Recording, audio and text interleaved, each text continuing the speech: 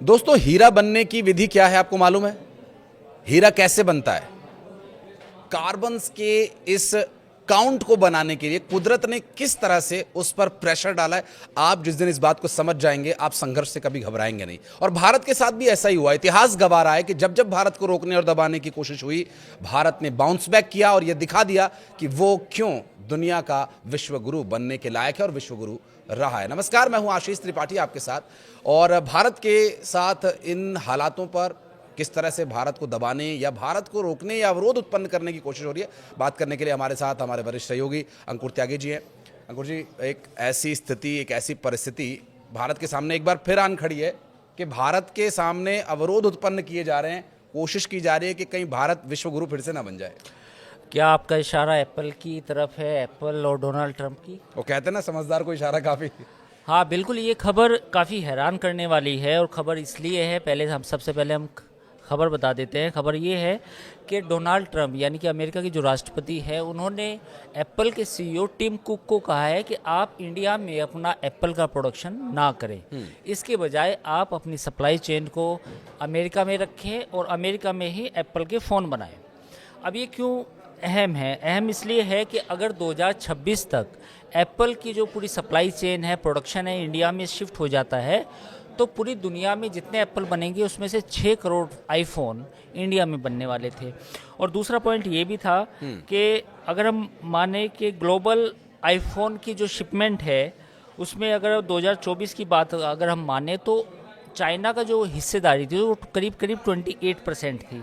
तो 28% को उसको घटाना था। और घटाना ये था कि इंडिया में और वियतनाम में अगर एप्पल की असेंबली होती है, यानी कि एप्पल फ़ोन को बनाया जाता है एक तरह से, तो उस पर सिर्फ 10% टैरिफ लगेगा, जबकि चीन पे टैरिफ सबसे ज़्यादा था।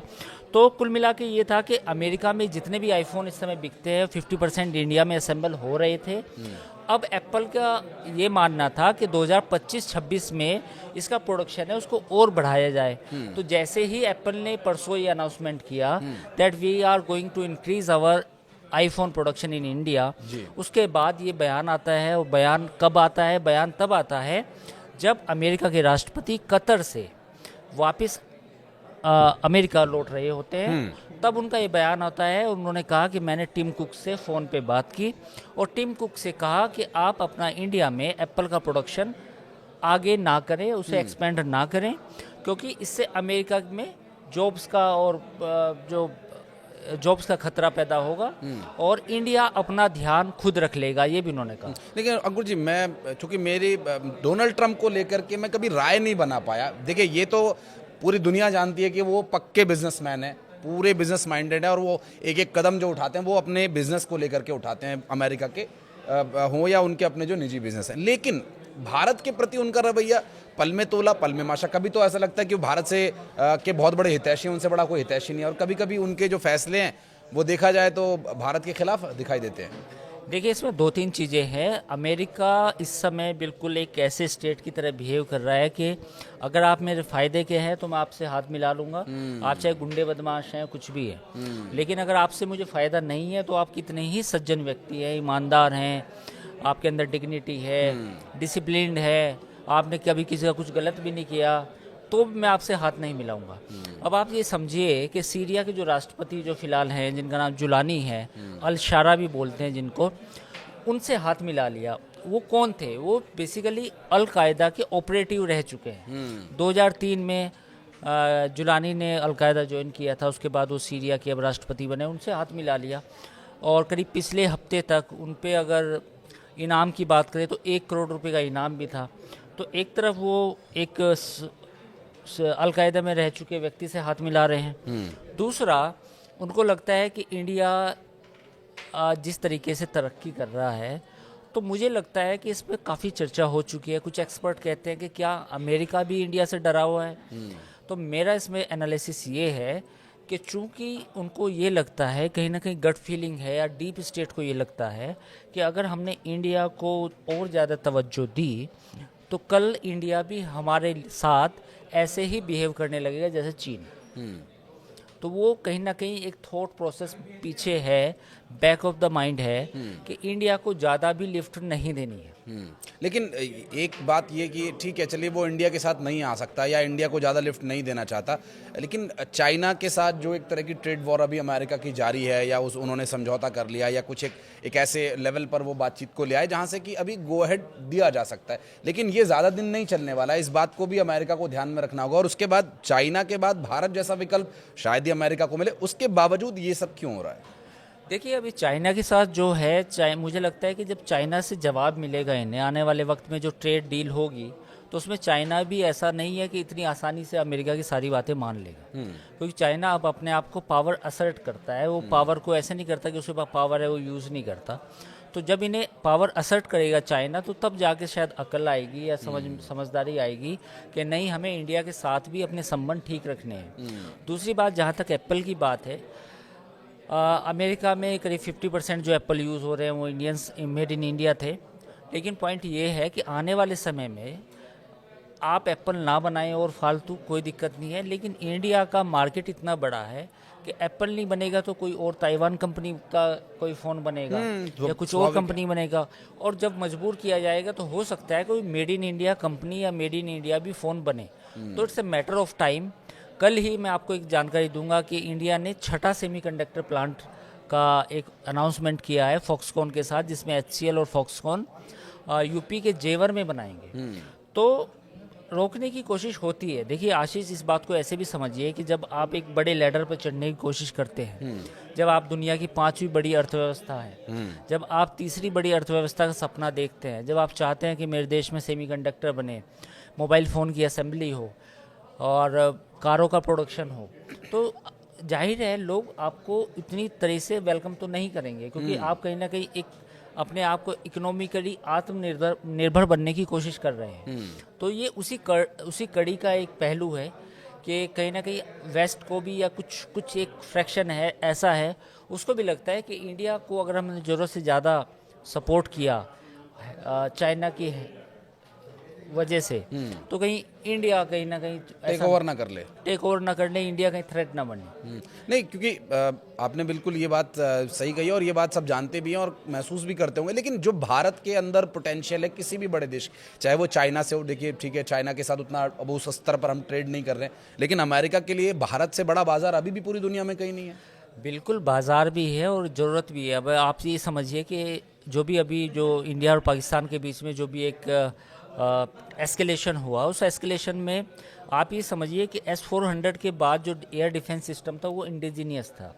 तो हो सकता है कि S-400 का डेवलपमेंट हम भी करें, 2 या 4 साल बाद हमारे पास भी S-400 का हम एक प्रोडक्शन कर लें, यानी कि एक उसका अल्टरनेट निकाल लें। तो पोटेंशियल है हमारे पास, ऐसा नहीं है, थोड़ा समय लग सकता है। मैं एक आपको घटना याद दिलाना चाहूँगा, ये ऐतिहासिक घटना है कि जब इसरो रॉकेट छोड़ने जा रहा था तो इसरो को कोई सपोर्ट नहीं था। पहला जो रॉकेट इसरो ने, हाँ, नहीं, एक क्रायोजेनिक इंजन की ज़रूरत थी उस समय। तो वो क्रायोजेनिक इंजन भारत ने अमेरिका से मांगा था, तो अमेरिका ने नहीं दिया था। तो फाइनली फिर वो बाद में प्रोडक्शन हुआ क्रायोजेनिक इंजन का, और आज दुनिया की टॉप 5 में स्पेस पावर है इंडिया। तो हमारे वैज्ञानिकों पर भरोसा कीजिए। एक आत्मनिर्भरता हमें भी एज ए भारतीय सबको सोचनी चाहिए कि हम क्यों ना हम उस टेक्नोलॉजी का से अपना रिश्ता जोड़ें जो भविष्य में मोबाइल फ़ोन भी बना सके और फाइटर जेट के इंजन भी बना सके और ये तमाम चीज़ें हो सके। अब जैसे मैं एक उदाहरण और आपको देना चाहूँगा, एक कंपनी है L&T डिफेंस। L&T की एक डिफेंस कंपनी है। उन्होंने कहा कि अब वो वक्त आ गया है जब हमें सोचना है कि हम फाइटर प्लेन की इंजन भी बनाएं, क्योंकि देखिए कब तक आप बोइंग पे डिपेंड रहेंगे, कब तक आप एयरबस पे डिपेंड रहेंगे, कब तक आप राफेल पे डिपेंड रहेंगे, कब तक आप अमेरिका की जनरल इलेक्ट्रिक कंपनी पे डिपेंड रहेंगे। एक वक्त ऐसा आएगा कि जब आपको फाइटर जेट या कमर्शियल जेट जो भी बड़े बड़े जहाज़ों के इंजन हैं वो भी बनाने होंगे। मैं एक वाकया और याद करता हूँ कि जो हमारे पूर्व प्रधानमंत्री थे मनमोहन सिंह जी, वो एक बार एक सेमिनार में उन्होंने बोलते हुए टाटा से ये कहा था कि आई एक्सपेक्ट कि टाटा एक दिन हमारे देश में कमर्शियल जो जहाज़ हैं उनके इंजन भी बनाए। तो मुझे लगता है कि वो वक्त आना चाहिए, जो हमारी इंडियन कंपनीज़ हैं, चाहे वो डिफेंस की हैं या बड़े बड़े जो बिजनेस हाउसेस हैं, उनको अब सोचना चाहिए कि जो बड़ी बड़ी चीज़ें हैं दुनिया की, यानी कि बोइंग और एयरबस का विकल्प भी हमें खोजना चाहिए, क्योंकि ये बार बार मुश्किलें आती रहेंगी। दुनिया के जो बड़े बड़े देश हैं, कोई नहीं चाहता कि इंडिया भी अपनी पावर असर्ट करे, टॉप 5 में आए, टॉप 3 में आए। तो वो वक्त मुझे लगता है आ गया है कि जो अभी मौजूदा सरकार भी कहती है कि हमें आत्मनिर्भर बनना होगा, और एज ए पर्सन भी हमें सोचना चाहिए कि आत्मनिर्भरता से ही तरक्की का रास्ता खुलता है। स्वाभाविक रूप से। और भारत के पास शक्ति जो है, उस शक्ति को केंद्रित करना बहुत ज़रूरी है, और वो केंद्रित करने वाली जो परिस्थितियां बनती हैं, उस परिस्थिति में इस तरह के रुकावटें, इस तरह की परेशानियां भी आती हैं। और जैसा कि अंकुर जी ने कहा कि आज नहीं तो कल अमेरिका को ये बात रियलाइज़ करनी होगी, और ये बात वो शायद रियलाइज़ करते भी हैं कि अभी भारत के साथ बहुत ज़्यादा तारतम्यता यदि बढ़ाई तो भारत खुद भी एक बड़ी शक्ति बन करके उभर सकता है। अब आप समझिए कि दुनिया का सबसे बड़ा ब्रांड है एप्पल। अगर एप्पल का सारा प्रोडक्शन इंडिया में होने लगा तो ये पूरी दुनिया में मैसेज भी जाएगा, और पूरी दुनिया में एप्पल के प्रोडक्शन होने के बाद कम से कम 10 और कंपनियां इंडिया में आएंगी, क्योंकि वो जानती है कि one of the most valued brand है दुनिया का। एप्पल सबसे महंगा, सबसे कीमती ब्रांड है। अगर वो मेड इन इंडिया हो जाएगा, उसका कम से कम 60, 70, 80% पूरी दुनिया का प्रोडक्शन अगर इंडिया में होने लगा, तो फिर बाकी कंपनियां भी आएंगी। फिर एक दिन टेस्ला भी कहेगी कि हम भी इंडिया में प्रोडक्शन करना चाहते हैं, तब क्या होगा? तो मुझे लगा ये स्ट्रेटजिक फैसला है। अमेरिका धीरे धीरे चाहता है कि इंडिया को कुछ कुछ दे दिया जाए, उसकी शर्तों पे दे दिया जाए, मेरी बातें मानी जाएं, लेकिन मुझे लगता है कि कहीं ना कहीं इंडिया जानता है कि उसके अपने हित क्या है। और हमने पिछले 2-3 सालों में जो हमारी पॉलिसी रही है, विदेश नीति रही है, वो कहीं ना कहीं थोड़ा सा रास्ता कठिन है। रास्ता इन द सेंस कि हम इंडिपेंडेंट, हमारी विदेश नीति है, हम किसी के आगे झुकते नहीं हैं, उस तरह से झुक नहीं रहे, लेकिन वो मुश्किल भरा रास्ता है। लेकिन एक दिन अंत में विजय होगी। जब रूस यूक्रेन का युद्ध हुआ तो इंडिया ने किसी की साइड उस तरह से नहीं ली जिस तरह से कहा जा रहा था। तो जब इंडिया S-400 ले रहा था तो अमेरिका ने प्रतिबंध लगाने की धमकी दी थी। जब इंडिया अपना फाइटर प्लेन LCA तेजस MK2 बनाने की कोशिश कर रहा था, तो जनरल इलेक्ट्रिक जो अमेरिकन कंपनी है उसने इंजन देने से मना कर दिया। वो अब इंजन धीरे धीरे आ रहे हैं, बड़ी मुश्किल है उसमें भी। तो ये तमाम चीज़ें हैं। अब एप्पल अपना प्रोडक्शन कर रहा है तो उसका परमाणु टेस्टिंग में भी इन्होंने बहुत हर्डल्स बनाई। वो तो चलो खैर, परमाणु का तो मैं फिर भी एक मानता हूँ कि एक अलग तनाजुर है उसका। बट आप ये समझिए कि जो एप्पल का प्रोडक्शन है उसको भी अब एक्सपेंड करने से रोका जा रहा है। तो तमाम चीज़ें हैं, तबकि लगता है कि द मोस्ट फेवर्ड डेस्टिनेशन अगर इंडिया बन जाएगा तो फिर इंडिया तो इंडिया बनेगा। अंकुर, कैलकुलेशन क्या कहती है कि ये रास्ता जो अमेरिका को पकड़ना है, आज नहीं तो कल, कितना टाइम लग सकता है? क्योंकि चाइना बहुत ज़्यादा दिन तक अमेरिका को टॉलरेट करने वाला नहीं है, वो भी अपने आप में एक बहुत बड़ी पावर। बिल्कुल, मैं यही बात हूँ। मेरा सवाल यही है कि जो अब ट्रेड डील की बातें जो हो रही हैं चाइना और अमेरिका के साथ, मुझे नहीं लगता कि चाइना अमेरिका के सामने झुकेगा। क्योंकि चाइना ने जिस तरह से व्यवहार दिखाया और जो उसकी सप्लाई चेन है वो बियॉन्ड अमेरिका भी है, ऐसा नहीं है। और देखिए, कुछ चीज़ें इंडिपेंडेंट भी काम कर रही है। भारत और ब्रिटेन के बीच में अभी FTA हुआ, फ्री ट्रेड एग्रीमेंट हुआ, तो उसका भी अमेरिका हर चीज़ों को ऑब्जर्व कर रहा है कि अगर ब्रिटेन भारत के साथ FTA करता है तो फिर कहीं ना कहीं अमेरिका को भी लगता है कि यार इंडिया के साथ क्यों हो रहा है। तो वो एक कहीं ना कहीं पॉलिटिक्स है जिसमें जियो पॉलिटिक्स भी शामिल है। इसमें बातें इतनी आसान नहीं है कि डोनाल्ड ट्रंप ने कह दिया कि नहीं होगा, नहीं, सोच समझ के बोला है। डोनाल्ड ट्रंप जो भी कुछ कर रहे हैं सोच समझ के कर रहे हैं। उनके अमेरिका फर्स्ट की जो नीति है वो उसी के हिसाब से काम कर रहे हैं। तो उसी तरह हमें भी इंडिया फर्स्ट के आधार पे या आत्मनिर्भर इंडिया के आधार पर ही अपनी नीतियों को आगे लेके जाना होगा। लेकिन आम लोगों की अगर परसेप्शन की बात करें, मसलन अगर आप किसी चाय की दुकान पर हैं या किसी ऐसी जगह पर है जहाँ 2-4-10 लोग खड़े हैं, जब हम वहाँ चर्चा सुनते हैं तो आजकल हम ये देख रहे हैं कि आईफोन्स या एप्पल्स के जो, ठीक है वो वैल्यूड ब्रांड है, लेकिन वो अब क्रेज़ नहीं रह गया लोगों में कि जो हमने कुछ 3-4 साल पहले तक देखा था। लोग इसे प्रेफर करते थे, लेकिन अब लोग और दूसरे ऑप्शंस देखते हैं, कहते हैं कि नहीं ठीक है आईफोन बहुत ट्राई हो गया। तो क्या ये भी हो सकता है कि ये जो अमेरिका कदम उठा रहा है या जिस तरह से डोनाल्ड ट्रंप ने बोला, हो सकता है इसके बाद अगर एप्पल की मार्केट डाउन होती है तो वो खुद इस बारे पर पुनर्विचार करें? हाँ बिल्कुल, ये अभी बहुत सारी चीज़ें हैं, बहुत सारी चीज़ें ये भी हैं कि स्टारलिंक को इंडिया आना है, बहुत सारी चीज़ें ये भी है कि टेस्ला को भी इंडिया आना है। एग्जैक्टली। तो ये तमाम बातें होंगी, तो जब बातें होंगी तो भारत ये मुद्दा उठाएगा कि भाई आप एप्पल का प्रोडक्शन क्यों नहीं एक्सपेंड होने देना चाहते। फॉक्सकॉन इंडिया में काम कर रही है, फॉक्सकॉन भी एक एप्पल बनाती है, और फॉक्सकॉन ने कल HCL के साथ सेमीकंडक्टर यूनिट लगाने का फैसला किया है। तो पॉइंट ये है कि ये लुका छिपी का खेल, शह मात का खेल चलता रहेगा। इंडिया के लिए इस समय बेसिकली जब भी आप ये कहते हैं ना कि मैं खुद अपने दम पे चीज़ें करना चाहता हूँ, तो 10 लोग तो आपके खिलाफ खड़े होंगे, विरोध में खड़े हुए विरोध में खड़े होंगे, आज नहीं तो कल होंगे। कौन आपको तरक्की करते हुए देखना चाहेगा? कौन चाहेगा कि एप्पल इंडिया में बने? कौन चाहेगा कि टेस्ला की बैटरियां इंडिया में बने? कौन चाहेगा कि आप अपना पूरा पेट्रोल और डीजल की गाड़ियों को इलेक्ट्रिक पे शिफ्ट हो जाएं? कौन चाहेगा कि आप लिथियम आयन बैटरी के सबसे बड़े ब्रांड बने? कौन चाहेगा कि आप सेमीकंडक्टर के सबसे बड़े हब बने ताइवान के बाद? तो कौन चाहेगा कि आप दुनिया की फार्मेसी बने, यानी कि फार्मास्यूटिकल्स बने? कौन चाहेगा कि आप IT सेक्टर में सबसे बड़े सर्विस प्रोवाइडर बने? तो ये तमाम चीज़ें हैं। तो पूरी दुनिया की जो लोग हैं वो मिलके आपको अपनी शर्तों पे, यानी कि आप मेरी 10 बात माने तो मैं आपको चलो एप्पल का प्रोडक्शन होने दूंगा। तो ये तमाम इस तरह की डायनामिक्स में उलझा के रखते हैं। और जो बातें अंकुर ने गिनवाई, मुझे लगता है कि उसमें से बहुत सारी चीज़ों में तो हम लीड कर ही रहे हैं, और बिल्कुल। बहुत सारी चीज़ों में हम बहुत जल्द वो हम हासिल भी कर लेंगे लक्ष्य जो शायद हमने सोचा भी नहीं था, या लेकिन जो लक्ष्य हम लेकर के चल रहे हैं वहाँ तक हम पहुँचने में कितना समय ले सकते हैं। प्रोडक्शन एक अपनी जगह एक विषय हो सकता है, लेकिन भारत के पास ऑप्शन इसलिए भी अधिक हैं, भारत के पास ताकत इसलिए भी अधिक है क्योंकि हम 140 करोड़ हैं, हम बहुत बड़ा बाजार है, हमारे पास बहुत सारा पोटेंशियल है जो यहाँ आएगा भारत में व्यापार करने के लिए, अपना सामान, अपना उत्पाद बेचने के लिए। क्या हम उन पर शर्तें लगा सकते हैं कि आप यहाँ आइए, ठीक है, व्यापार कीजिए, लेकिन प्रोडक्शन भी आपको इंडिया में करना होगा? यही तो प्रॉब्लम है। बिल्कुल आपने सही सवाल पूछा कि पिछले 5 या 10 सालों से इंडिया ने किया गया है। इंडिया ने ये कहा है कि भाई हम डिफेंस इक्विपमेंट खरीदेंगे, बट आप उनका प्रोडक्शन इंडिया में कीजिए। अब जैसे राफेल है, राफेल M खरीदा हमने मरीन के लिए, नेवी के लिए, तो उसके काफ़ी कंपोनेंट इंडिया में बनेंगे।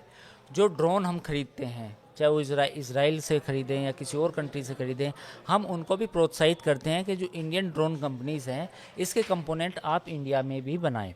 अब जैसे रशिया ने जो सुखोई का जो एडवांस वर्जन है उसको बेचने की बात कही थी। Su-30 तो हमारे पास है ही, Su-30 से जो अपग्रेड मॉडल है, मैं नंबर भूल रहा हूँ जी।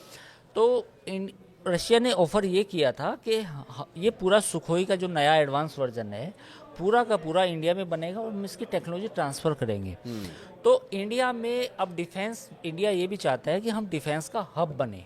तो इंडिया जब ये कहता है कि मैं डिफेंस का हब बनना चाहता हूँ, मैं मोबाइल असेंबलिंग का हब बनना चाहता हूँ, मैं दुनिया की सबसे बड़ी कार मार्केट और कार प्रोडक्शन का हब बनना चाहता हूँ, तो जाहिर है इतना आसान आपको कोई ग्रीन कारपेट, रेड कारपेट आपके लिए क्यों बिछाएगा? जी। क्यों कहेगा कि हाँ जी ठीक है, हम आप बनना चाहते हैं और हम आपकी मदद करेंगे? कोई नहीं मदद करना चाहेगा। तो मुझे लगता है कि ठीक है, ये तमाम बाधाएं हैं, लेकिन एक वक्त ऐसा आएगा जब इंडिया असर्ट करेगा। इंडिया के युवाओं पे भरोसा है, इंडिया के जो नए स्टार्टअप आ रहे हैं उन पे भरोसा है, ड्रोन टेक्नोलॉजी में स्टार्टअप आ रहे हैं, डिफेंस में स्टार्टअप हैं, बहुत सारे ऐसे इनोवेशन हो रहा है। तो हमें उस पर फोकस करना चाहिए, हमें R&D पे अपना बजट बढ़ाना चाहिए, सरकार को जो नई नई स्टार्टअप्स हैं उनको सपोर्ट करना चाहिए। तो वो वक्त दूर नहीं होगा कि जिस दिन जो दुनिया की बेस्ट ब्रांड है या बेस्ट टेक्नोलॉजी है उसका प्रोडक्शन मजबूरी में दुनिया को इंडिया में भी करना पड़ेगा और हमारे ब्रांड भी बनेंगे। निश्चित रूप से। और जिस बारे में आप जिक्र कर रहे हैं, मुझे लगा कि जब भारत के साथ पाकिस्तान ने दुर्व्यवहार शुरू किया और अभी भारत ने जब जवाब देना शुरू किया, उसके बाद ये मैसेज भी शायद दुनिया में गया, इसलिए इन्वेस्टर्स की इन्वेस्टमेंट और बढ़ी है भारत में। और हमने उस दौरान ये भी देखा कि मार्केट भी बहुत अच्छा रिस्पॉन्ड कर रहा था। और अब भारत का जो ये बिहेवियर है कि हम अत्याचार नहीं सहेंगे, हम आतंकवाद नहीं सहेंगे, कोई हमारे खिलाफ होता हो तो हो, हम लेकिन अपनी लड़ाई हम अपने बलबूते आत्मनिर्भरता पर लड़ेंगे और मुंहतोड़ जवाब देंगे। क्या इसका भी मैसेज दुनिया में गया है? बिल्कुल, जब आप पावर असर्ट करते हैं तो पूरी दुनिया में उसका मैसेज जाता है। प्रोपेगेंडा पाकिस्तान ने फैलाया, कुछ आर्टिकल रॉयटर्स में या 2-4 अखबारों में इधर उधर आए कि हम जीते, लेकिन उससे कोई फ़र्क नहीं पड़ता। दुनिया आपको ऑब्जर्व करती है, दुनिया आपको देखती है कि भाई आपने कैसे अपनी पावर को असर्ट किया है। तो मुझे लगता है कि आने वाले वक्त में भारत की ताकत को पहचानेगी दुनिया, और ये हमारे जो नए युवा पीढ़ी है उससे ज़्यादा उम्मीद है, क्योंकि वो इनोवेशन कर रही है, वो स्टार्टअप कर रही है। तो देर सवेर आप रोक सकते हैं कुछ समय के लिए, एप्पल का प्रोडक्शन ना बढ़ने देना सकते हैं, लेकिन इसका मतलब ये नहीं है कि इंडिया दुनिया में सबसे बड़ा मोबाइल मैन्युफैक्चरिंग हब नहीं बनेगा। इससे आप नहीं रोक सकते। निश्चित रूप से पोटेंशियल बहुत है भारत के पास, और लेबर की कमी नहीं है, माइंड्स की कमी नहीं है, सुपर माइंड्स इंडिया के पास हैं, और इक्विपमेंट्स की भी कमी नहीं है। और ऐसी परिस्थितियों में भारत के आगे बढ़ने के रास्ते में आपका क्या योगदान रह सकता है, और इस वीडियो से आपने क्या लाभ लिया, या फिर और क्या बदलाव भारत को और करने चाहिए अपने अंतर्राष्ट्रीय स्तर पर, अपने व्यवहार के, अपने मित्रों और जो अपने तथाकथित जो शत्रु हैं उनके प्रति, इस बारे में भी अगर आप कुछ कहना चाहते हैं तो कमेंट सेक्शन में आपके दरवाजे हमेशा के लिए खुले हुए हैं। आप आइए, अपनी उपस्थिति दर्ज कराइए, और किसी और मुद्दे पर, किसी टॉपिक पर अगर आप चाहते हैं कि मैं और अंकुर बात करें तो उस बारे में भी अपनी उपस्थिति दर्ज कराइएगा, बताइएगा। धन्यवाद।